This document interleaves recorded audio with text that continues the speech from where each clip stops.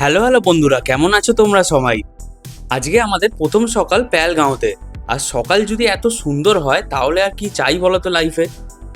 বাইরে কালো মেঘ আর বরফে ঢাকা। সত্যি এমন সকাল যদি রোজ ওয়েস্ট বেঙ্গলে হতো তাহলে হয়তো কত মানুষ টেনশন নেওয়াই ভুলে যেত।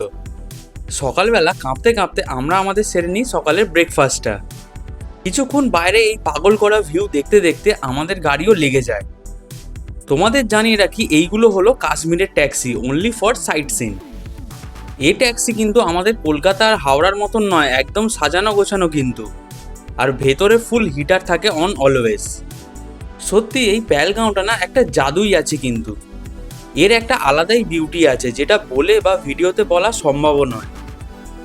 তাই কথা বেশি না বলে আমিও শান্তিতে এই পরিবেশটাকে দেখতেই থাকি। এই সরু সরু আঁকা বাঁকা রাস্তা আর ভেজা রাস্তাগুলো সত্যি তোমার জার্নিটাকে আলাদা রকমই একটা জোশ দেবে কিন্তু। পাহাড়ে আসবে আর ঘোড়া তোমাদের রাস্তা আটকাবে না, তা আবার হয় নাকি? কোনো রকমের সাইড করে আমরা এগিয়ে যেতেই থাকি। এবারে যে তোমরা ভিউগুলো দেখছো, সত্যি একবারের জন্য হলেও মনে হবে তোমাদের নিজেদের শহর ছেড়ে এখানেই একদম ফিক্সড হয়ে যায়। এত সুন্দর রাস্তাগুলো তোমাদের ভিউ পয়েন্টের থেকেও বেশি সুন্দর। আজকে আমাদের ফার্স্ট স্পট ছিল চন্দ্রবাড়ি। ট্যাক্সিওয়ালারা কি করে, ওরা ভাবে যে তোমরা এই জায়গাগুলো চেনো না, তাই তোমাদের যা খুশি তাই দেখেই বলে দেবে ওইটা এই ওটা সেই। কিন্তু বস, আমরা তো বোকা হইনি, আমরা ইউটিউব দেখে গিয়েছিলাম, তাই আইডিয়া আমাদের ছিলই আগে থেকে। চলো অ্যাকচুয়ালি জায়গাটায় তোমাদের নিয়ে যাব। এবার যে রাস্তাটা পড়বে ভালো করে দেখলে মনে হবে এ যেন এক সিনেমা চলছে।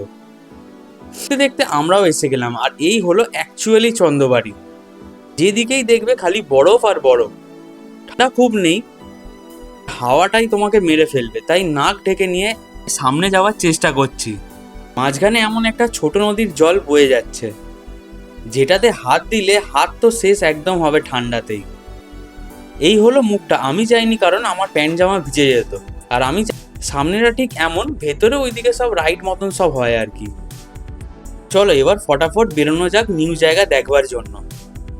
এবার আমরা ডিপ আইসকে বাই বাই জানিয়ে গ্রিন বিউটি দেখতে যাচ্ছি, যার নাম হলো বেতাব ভ্যালি।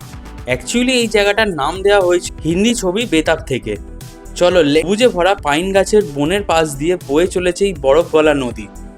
আমরা গিয়েছিলাম হালকা বৃষ্টির মধ্যে, তাই সব জায়গাগুলোই কাদা আর কাদা। তবু বেঙ্গলি আমরা বস। ওভারঅল ভ্যালিটার একটা লুক, সত্যি এর সৌন্দর্যের কোনো শেষই নেই। অনেক গাছে এখনো পাতা আসেনি, বাট জুলাই আগস্ট করে মোটামুটি সব গাছেই পাতা আর ফুলে ভরে যায়। কাশ্মীরের লোকের মতে সেটাই নাকি সব থেকে সুন্দর লাগে। চলো এবার আমরা যাব ক্লোজে নদীটাকে দেখতে। তার আগে বলি, জঙ্গল সাফারিও করতে পারো, বাট ভিখারি হয়ে যাবে গ্যারেন্টি। নদীর কাছে এসে শুনলাম সবাই বলছে এটা নাকি গঙ্গা নদী। আমি হাসবো নাকি কাঁদবো ভেবে জলের মতন সাপ মন নিয়ে চলে আসি পার্কিংয়ে।